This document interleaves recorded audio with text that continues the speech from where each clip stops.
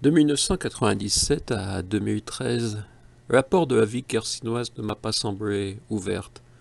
J'en ignorais les raisons. Je ne suis pas né dans ce département et son mode de fonctionnement m'a surpris. En tout cas, sauf erreur ou omission, il n'y eut aucun article sur mes livres ni prise de position, que ce soit littéraire, politique ou sociale, et avec certitude aucune interview. Naturellement, je continuais à envoyer des communiqués. Puis un jour, de fin 2013, j'ai eu un retour, un intérêt pour mon livre sur Saint Jean-Gabriel Perboire, du rédacteur en chef, M. Jean-Claude Bonnemère, et j'ai rencontré un homme charmant, cultivé, attentif, un homme bien, et comme vous le savez, j'emploie rarement ce qualificatif. L'interview fut publiée dans le premier numéro de 2014. Fin 2015, après la sortie de l'essai « Les villages doivent disparaître », il y eut ce qui semble avoir été considéré comme une interview de référence, remarquée jusqu'à la préfecture, ce qui me valait des relations cordiales avec Madame Catherine Ferrier, préfète du Lot, arrivée dans notre département en avril de cette année-là, et désormais préfète du Tarn. Il y eut, malgré tout, une commune nouvelle, et le soutien de Madame la préfète du Lot me semble avoir été fondamental dans la création du Salon du Livre de Montcuq en Quercy-Blanc. En 2016, suite à ma présentation publique de ce salon, ce fut le premier article de M. DJ Kett, le correspondant local, avec photo devant la mairie en compagnie de M. André Piolo, alors deuxième adjoint. C'était le premier contact avec M. DJ Kett, qui fit, je dirais, un bon boulot de correspondant local de manière très consciencieuse et précise. Lors de ce premier salon du livre, M. Jean-Claude Bonnemère fit le déplacement. Il est vrai qu'ils sont rares, les salons dans notre département, à être inaugurés par le ou la représentante de l'État, en l'occurrence Madame Catherine Ferrier, préfète. Je rencontrai ainsi pour la première fois M. Marc Gastal, conseiller général du canton. Le jeudi suivant, la vie kersinoise publia un retentissant « Le miracle de Montcuq » avec le maire, l'écrivain et la préfète. Miracle entre guillemets quand même. Mais venant d'un hebdomadaire aux racines chrétiennes, il fallait oser, M. Jean-Claude Bonnemère a osé. Si on ne devait retenir qu'un titre, ce serait celui-là. En novembre 2016, je retrouvais M. DJ Kett pour la présentation de la 14e édition du prix littéraire du Salon du Livre du Net, premier prix littéraire de l'année. Naturellement, on peut en sourire qu'il a fallu attendre 14 éditions pour avoir accès à cet hebdomadaire.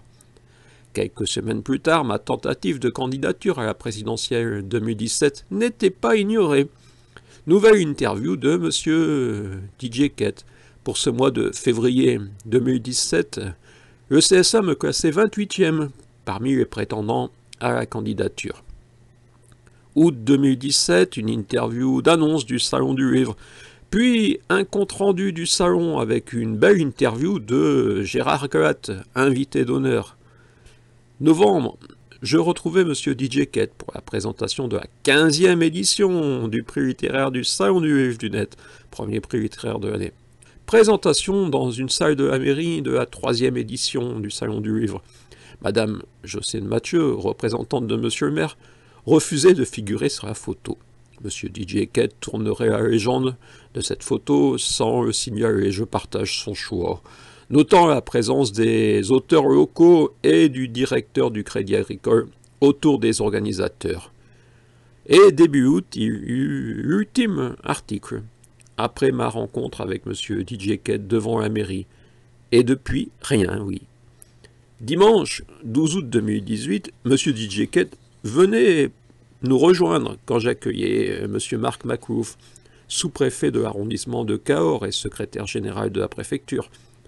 Il constatait ainsi l'absence de la première adjointe, représentante de M. le maire, bizarrement partie en vacances quelques jours plus tôt.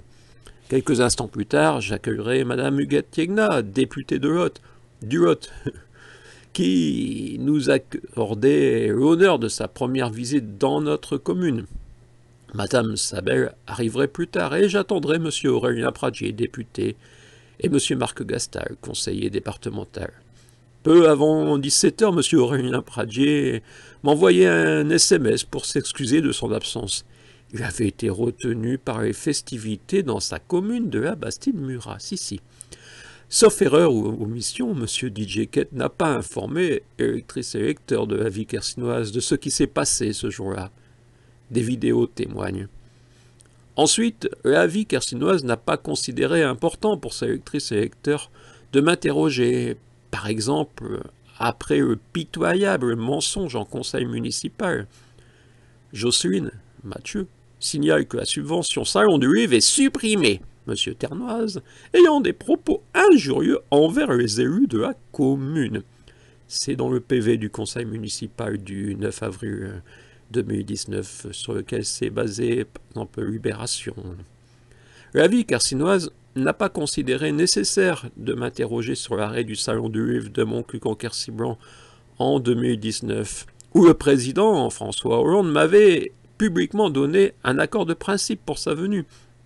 On peut ne pas le considérer comme un grand écrivain, mais il aurait s'agi de la première venue dans notre modeste commune d'un président, fût-il le précédent, ni de m'interroger sur l'arrêt du premier prix littéraire du Salon du Livre du Net, premier prix littéraire de l'année, après 17 éditions, cela en 2020, ni de m'interroger sur ma tentative d'opposer une liste à celle de l'équipe des installés lors des municipales 2020. Montcuq-en-Cubé fut la seule commune nouvelle-vautoise où il n'y eut qu'une seule liste. Étonnant, mais pas un mot. Durant la période préélectorale, fin 2019, début 2020, M. DJ Kett a donné la parole à 4 candidats, M. Alain Labarde, Mme Marie-Josée Sabel, M. Patrice Caumont et Mme Jocelyne Mathieu. Face à ce que j'ai appelé la dictature rurale où des installés se maintiennent par le mensonge et l'intimidation, je me suis naturellement également tourné vers la préfecture et notre député. M. Jérôme Philippini, alors préfet, m'a accordé une interview dans le cadre de Cahors TV, et nous n'avons abordé le sujet de Montcuq-en-Cubé qu'en off. Quant à M. Aurélien Pradier, il eut une merveilleuse réponse publique sur Facebook. Vos affaires locales ne me concernent en rien. C'est bien le choix de la vie kersinoise de ne pas en avoir dit un mot. Il faut certes se souvenir que M. Aurélien Pradier n'était pas encore député, qu'il pouvait déjà se permettre de signifier à la vie kersinoise son mécontentement des questions qui lui étaient posées et pratiquer l'auto-interview. Oui, un hebdomadaire où M. Pradier fournit les questions et les réponses, c'est quand même nettement plus pratique. Ensuite, il ne faut peut-être pas s'étonner de mon absence dans les médias de notre pays. Je ne suis pas responsable de cette absence de pluralité, ni dans la vie kersinoise, ni ailleurs. J'ai toujours essayé de répondre aux demandes des médias. Quand je parle de pluralité, je parle des installés et des autres. Début 2020, je me suis même déplacé à Cahors pour solliciter M. Jean-Claude Bonnemer, qui m'a accueilli très cordialement, ne m'a pas semblé refuser de m'interroger, mais aucune interview ne fut diffusée, à ma connaissance. Monsieur Jean-Claude Bonnemer, Monsieur DJ Kett, je vous remercie de l'attention que vous avez accordée durant quelques mois à mon passage sur Terre, sur ces terres du Quercy. 2013-2018, pourquoi ce début, pourquoi cette fin, je l'ignore. D'un point de vue strictement local, on peut sourire en observant en 2013 le décès de M. Daniel Maury, qui fut maire et conseiller général, a essayé d'être député. En 2018, la reprise en main de Cactus dans un gant de latex par son cousin, le cousin de Mme Maryse Maury, désormais élu au département. M. Labarde est même désormais vice-président de la communauté de communes, avec les compétences du patrimoine, ce qui peut de nouveau faire sourire.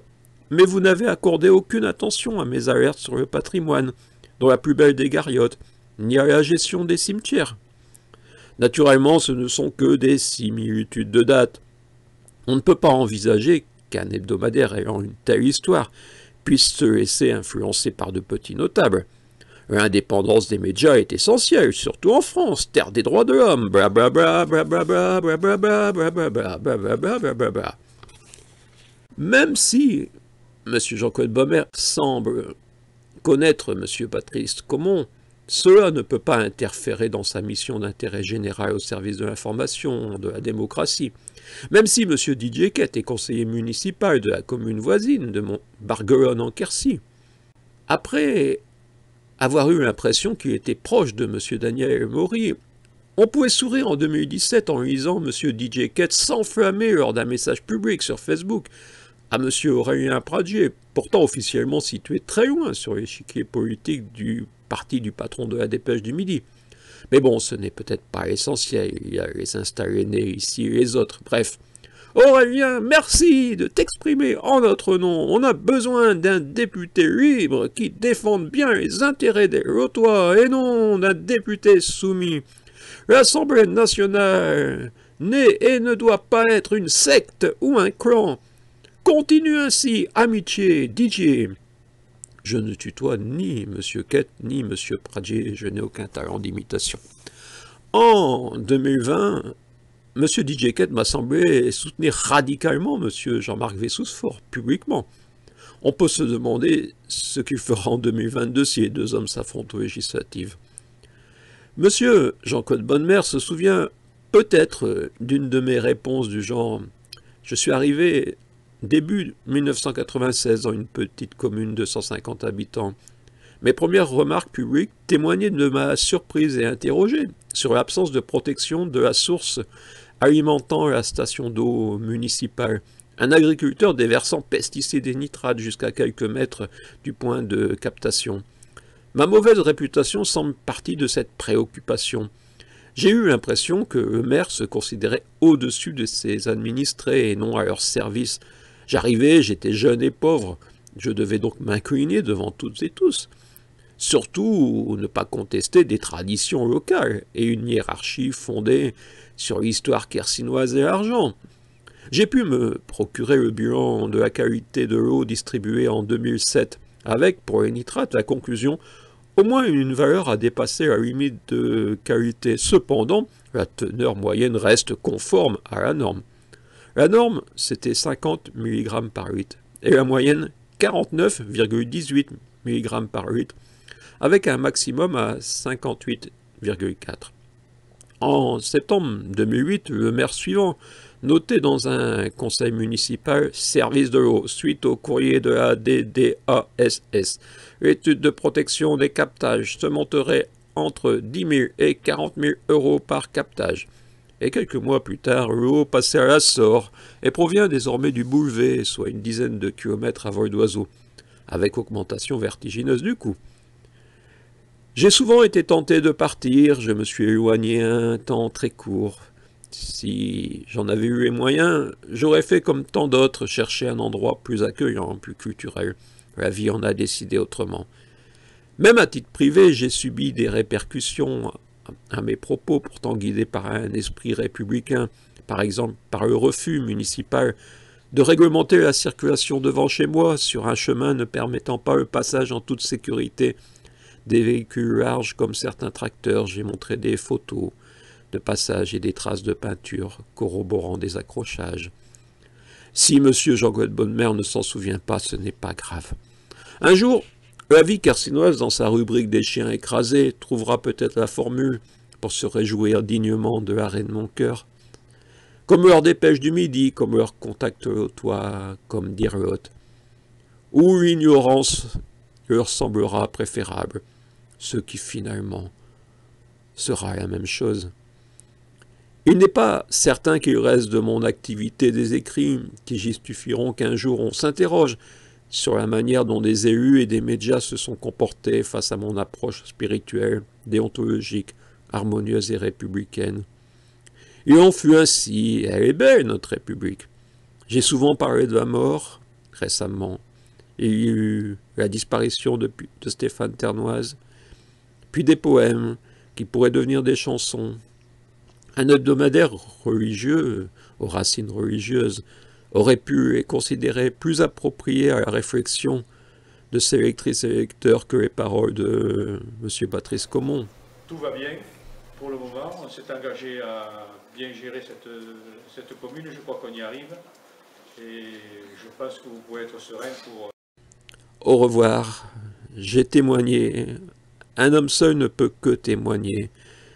Comme l'écrivait si justement Gao Xingjiang, prix Nobel, dans le livre d'un homme seul. Il notait également, dès qu'un individu était en situation d'accusé, on trouvait toujours quelque chose à lui reprocher, à partir de quoi on en faisait un ennemi. Voilà. Que la sérénité soit en vous.